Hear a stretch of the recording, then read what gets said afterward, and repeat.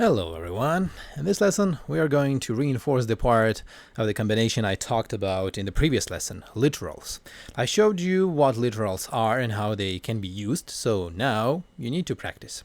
At the moment, the only things we have in our arsenal are the knowledge of how to output information and the knowledge of what literals are. Not much. That's why there are only two tasks. Try to complete them on your own first and then see how I completed them. Task number 1. Print the values of all the literals you have learned. Use the text explanation in the output, for example, literal of int equals 10. Make sure you do not confuse printing a literal with printing a string literal. The following code isn't acceptable. stdcout literal of int. No.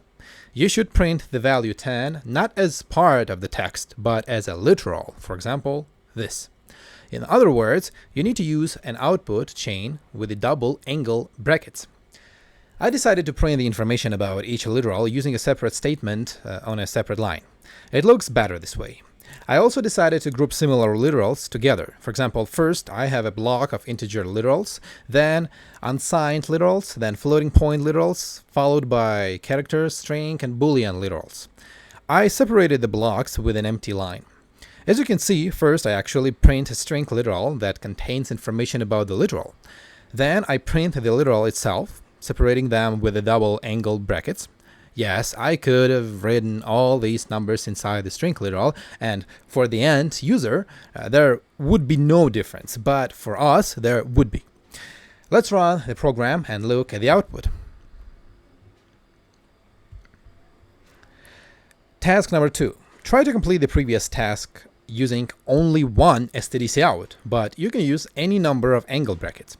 Here, you need to create one long output chain using the cout statement. The chain is built using the double angle brackets.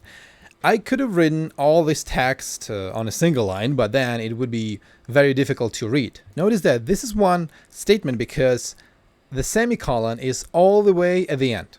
As I said before, the compiler doesn't care what you put between language operators. You can even insert several empty lines or spaces. The important thing is to make the code easy for us to read. Let's run the program and look at the output. That's it.